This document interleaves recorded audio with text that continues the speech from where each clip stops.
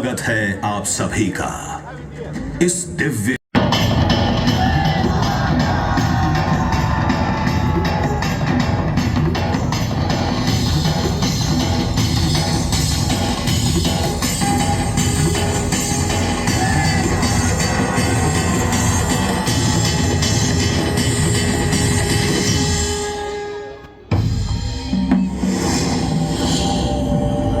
ब्रह्मांड की सबसे प्राचीनतम कहानियों में से आज हम वो कहानी सुनाएंगे जिसका सृजन पूरे ब्रह्मांड के सृजन से पहले हुआ। तब जल था, न अग्नि, न वायु, न भूमि। समष्टि के शून्य में विराजती एक शक्ति, कालातीत और कालों के नियंता।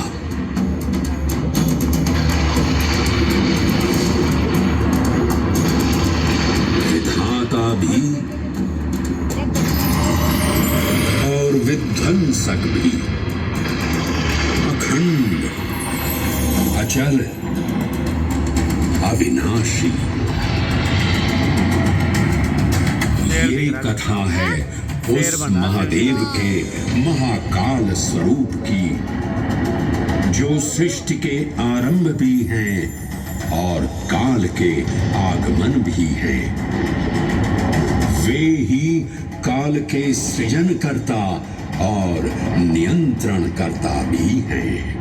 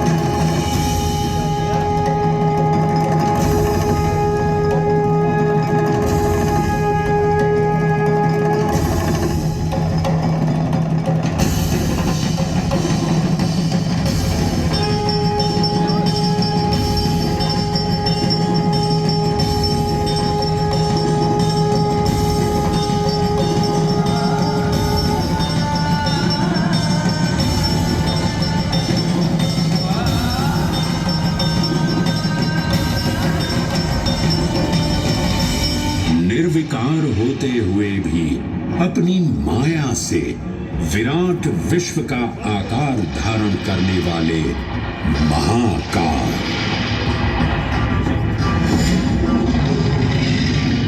मेरुगिरी को धनुष और भगवान विष्णु को बाण बना दैत्यों के 3 पुरों का नाश करने वाले महाकाल।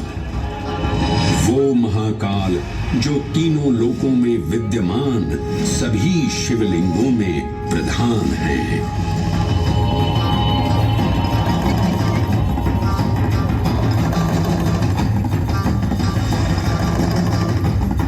वो महाकाल जिनके त्रिशूल की तीनों नोकों से काम, क्रोध और लोभ पर नियंत्रण होता है, जिनके मस्तिष्क पर चंद्र शीतलता का प्रतीक है और जिनकी सवारी नंदी के 4 चरण सत्य, दया, दान और तप का चिन्ह है।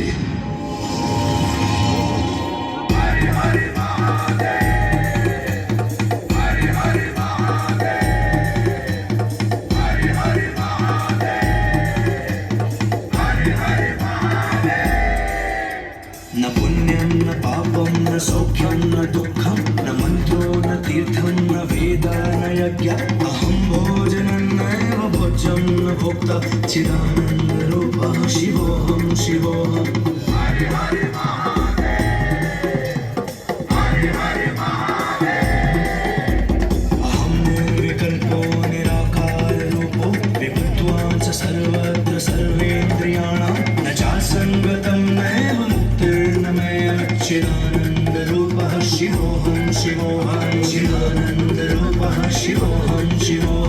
चिदानन्दरूपः शिवोऽहं शिवोऽहं चिदानन्दरूपः।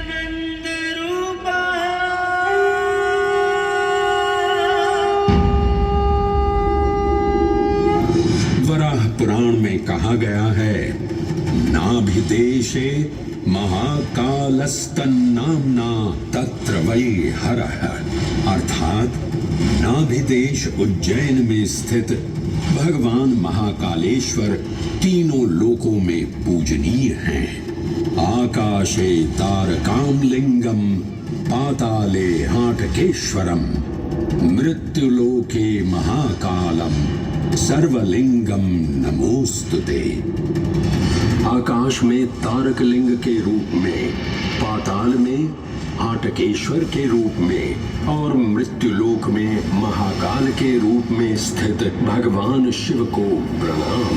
समस्त लिंग स्वरूपों में विद्यमान भगवान शिव को सादर नमस्कार।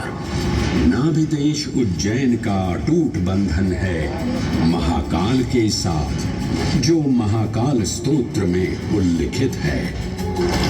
उज्जयिन्यां महाकालम महाकालेश्वरम हरम महाकालम महायोगिनम नमामि पार्वती पतिम। तो चलिए मैं आपको कथा सुनाता हूँ इसी महान उज्जैन नगर की। उज्जैन, जिसे संस्कृत साहित्य में अवंतिका, विशाला, कुशस्थली, पद्मावती, कनकश्रृंगा, स्वर्णश्रृंगा, प्रतिकल्पा, कुमुदवती और अमरावती के नाम से पुकारा गया। उज्जैन, जो मनुष्य को मोक्ष प्रदान करने वाली 7 नगरियों में से एक है। उज्जैन, जहां 84 महादेव का आशीर्वाद प्राप्त है। उज्जैन, जिस पर सदा ही कृपा रहती है महाकाल की। यहाँ सतत क्षिप्रा नदी की निर्मल धारा बहती है। डमरू के नाद से जीवन को ऊर्जा मिलती है। घंटियों की झंकार मन को आनंदित करती है। और यहाँ का आकाश शिव आशीष स्वरूप है। श्मशान ऊषर क्षेत्र पीठम तू मनमेव च पंचकत्र न लभ्यते महाकाल पुरद्दते। अर्थात यहाँ पर श्मशान, ऊषर यानी अनुपजाऊ भूमि, क्षेत्र अर्थात पवित्र भूमि, पीठ यानी शक्ति स्थान और मन अर्थात आध्यात्मिक शांति का स्थल, पांचों एक ही स्थान पर उपलब्ध हैं। ये संयोग महाकाल की नगरी उज्जैन की महिमा को और गरिमामय बना देता है। उज्जैन के इस अलौकिक स्वरूप से प्रभावित हो महाकवि कालिदास अपने काव्य मेघदूत में लिखते हैं, हे जलधर, यदि महाकाल के मंदिर में समय से पहले तुम पहुंच जाओ तो तब तक वहां ठहर जाना जब तक सूर्य आंख से ओझल न हो जाए। शिव की संध्याकालीन आरती के समय नगाड़े जैसी मधुर ध्वनि करते हुए तुम्हें अपने धीर गंभीर गर्जनों का पूरा फल प्राप्त होगा। ये संध्या आरती, जिसे कालिदास ने सराहा है, अत्यंत महत्वपूर्ण है, क्योंकि ये वो प्रहर है जब सभी देवी देवता गंधर्व यहाँ उपस्थित होते हैं।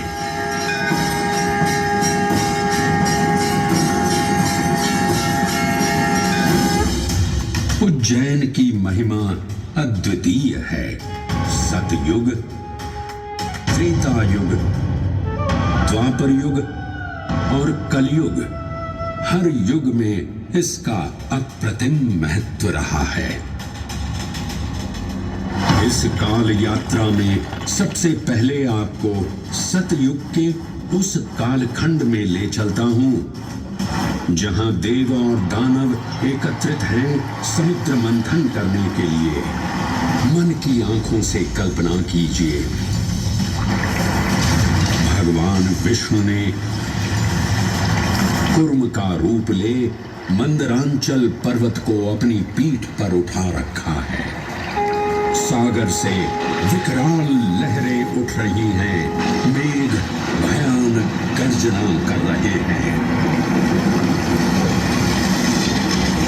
देव और दानव वासुकी सर्प को नेति बना और मंदार पर्वत को मथनी बना सागर को मथ रहे हैं कि तभी जल का पाप कालकूट विष निकलता है और पूरी सृष्टि को अपने ताप से झुलसाने लगता है।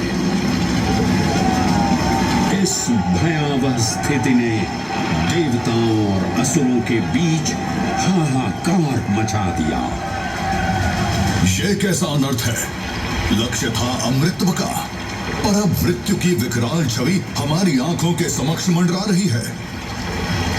इस भयंकर संकट से केवल वही उद्धारकर्ता मुक्ति दिला सकते हैं जो समस्त विश्व के परम संरक्षक हैं।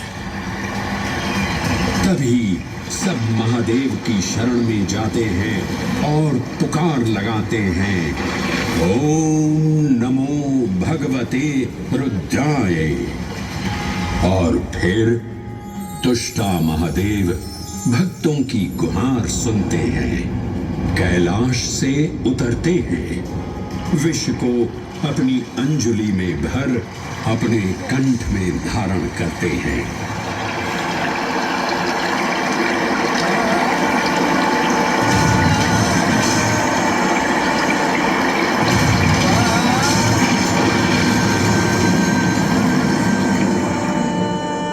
अंततो गत्वा सागर मंथन से अमृत कलश प्रकट होता है। जैसे ही अमृत प्रकट हुआ, दानवों ने इसे केवल अपने आधिपत्य में लेने की आकांक्षा प्रकट की और संघर्ष छिड़ गया। आज यदि हम इस अमृत को प्राप्त कर सकें तो हम देवताओं पर हमेशा के लिए प्रभुत्व स्थापित कर पाएंगे। अमृत अपात्र हाथों में ना जा पाए, क्योंकि ये अपनी शक्ति का असीम दुरुपयोग करेंगे। इस अराजकता के परिणाम स्वरूप अमृत की कुछ बूंदें छलकी और पृथ्वी तक पहुंच गईं। 4 स्थलों पर स्पर्श हुआ इन बूंदों का, हरिद्वार, प्रयागराज, नासिक और उज्जैन। अमृत की इन्हीं बूंदों के कारण उज्जैन में हर 12 वर्ष पर कुंभ सिंहस्थ मेले का आयोजन होता है। भगवान शिव की लीला देखिए, लोक कल्याण के लिए स्वयं विषपान किया और अपनी नगरी पर अमृत वर्षा करवाई। अमृत की पावन बूंदों से अभिसिंचित ये दिव्य उज्जैन भूमि रामायण के पृष्ठों में भी सम्मिलित हुई। सतयुग के बाद त्रेता युग में माता सीता की खोज में वानर सेना का यहाँ आगमन हुआ।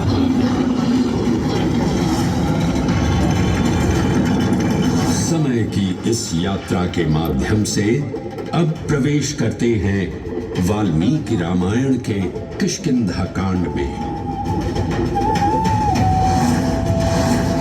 जब वानर राजा सुग्रीव अपने यूथपतियों से सभी प्रमुख स्थानों पर जाने के लिए कहते हैं और उन्हें अवंती नगर यानी उज्जैन जाने का आदेश भी देते हैं।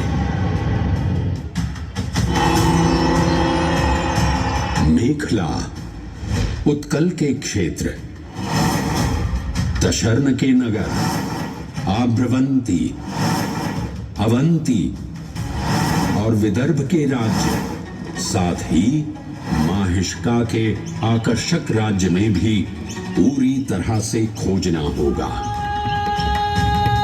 एक युग भगवान विष्णु के राम अवतार से संपृक्त और अगला युग उन्हीं के एक और दिव्य अवतार से समरस होना, ये अद्वितीय संगम केवल उज्जैन में ही संभव था। परंतु एक क्षण ठहरिए और ध्यान से सुनिए। ये हैं महाकाल के 1008 दिव्य नाम। हाँ, मैंने काल चक्र को परिवर्तित कर दिया है और अब द्वापर युग का शुभारंभ हो चुका है। विस्मय पूर्ण हो जाएंगे ये जानकर कि महाकाल के इन नामों को स्वयं भगवान श्री कृष्ण ने रचकर पिरोया था। महाकाल सहस्र नामावली की ये अद्भुत रचना उस समय की है जब योगेश्वर कृष्ण, उनके मित्र सुदामा और शेषावतार बलराम ने अवंती नगरी में स्थित सांदीपनी ऋषि के आश्रम में वेदांत दर्शन और शस्त्र विद्या की शिक्षा ग्रहण की थी। कहते हैं कि भगवान श्री कृष्ण को अवंती ने ऐसा मंत्र मुग्ध कर दिया कि यहाँ 64 दिनों तक रुककर उन्होंने 64 विद्याएं और 14 कलाओं का ज्ञान लिया। उज्जैन का संबंध महाभारत से भी जुड़ा हुआ है। इस महान महाकाव्य के वन पर्व में उल्लेख किया गया है कि महाकालेश्वर मंदिर में स्थित कोटि तीर्थ जल का स्पर्श मात्र करने से अश्वमेध यज्ञ के समान फल प्राप्त होता था। और फिर परिवर्तन की इस अनवरत धारा ने एक नई कहानी लिखी। उज्जैन में उदय हुआ मौर्य वंश का। सम्राट बिंदुसार ने अपने पुत्र अशोक को उज्जैन का राज्यपाल बनाया और समय के साथ अशोक के शासनकाल में धम्म का विस्तार हुआ। मौर्य वंश के पश्चात विभिन्न राजवंशों, सम्राटों और नरेशों ने उज्जैन की सेवा की। उनमें से प्रमुख मालवागण और फिर गुप्त वंश ने यहाँ राज कर इसके वैभव में वृद्धि की। उज्जैन ने अपने भव्य तेज से जहाँ महात्माओं और शासकों को आकर्षित किया, वहीं इस नगर पर आतताइयों की दृष्टि भी पड़ी।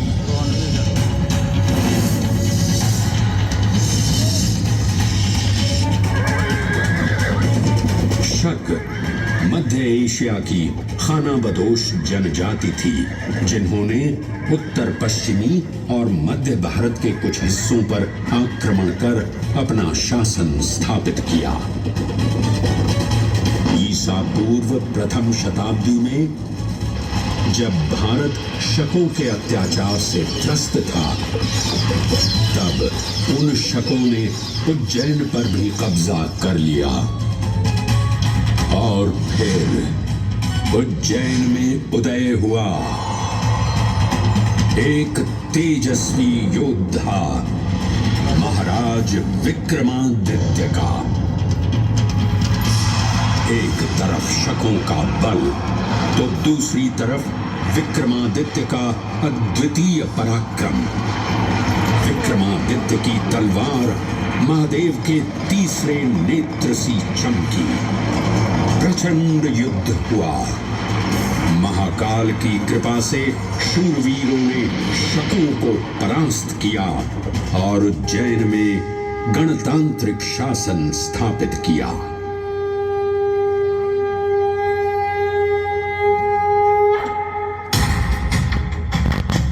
इन्हीं महाबली विक्रमादित्य की राज्यसभा महाकाल मंदिर में ही प्रतिष्ठापित थी। आज भी इस मंदिर की घंटियों में विक्रमादित्य की वीरता और शौर्य की प्रतिध्वनि गुंजायमान होती है। राजा विक्रमादित्य और शकों के मध्य हुए युद्ध में उज्जैन को काल चक्र से अभिन्न रूप से जोड़ दिया, क्योंकि जिस दिन उनको विजय प्राप्त हुई उस गौरवशाली उपलब्धि के सम्मान में एक नवीन पंचांग का शुभारंभ किया गया, विक्रम संवत पंचांग। आज भी कई हिंदू पर्व और धार्मिक अनुष्ठान विक्रम संवत पर आधारित हैं।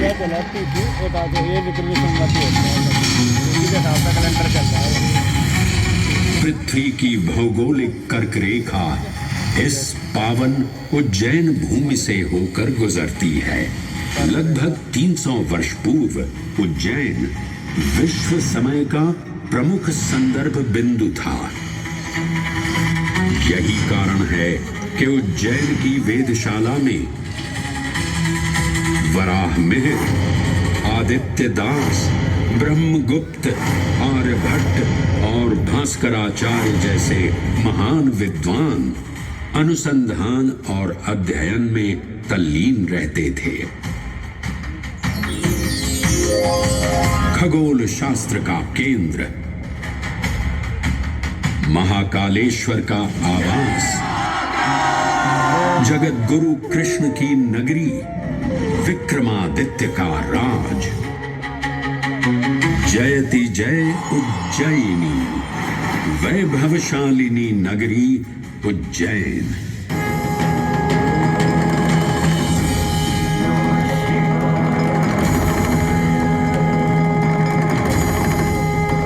श्वासों को शिव मंत्र से अलंकृत कर, मन को भाव की गंगा से निर्मल कर, जो भी उज्जैन में महादेव की शरण लेता है उसका कल्याण होना निश्चित है।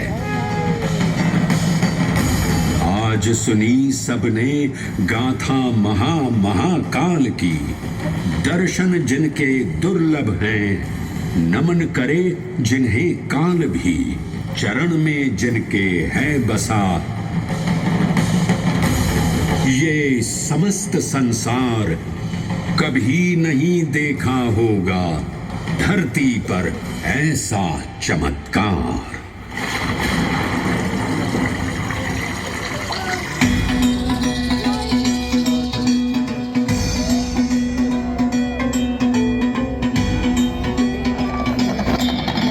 जटाटवी करज्जल प्रभा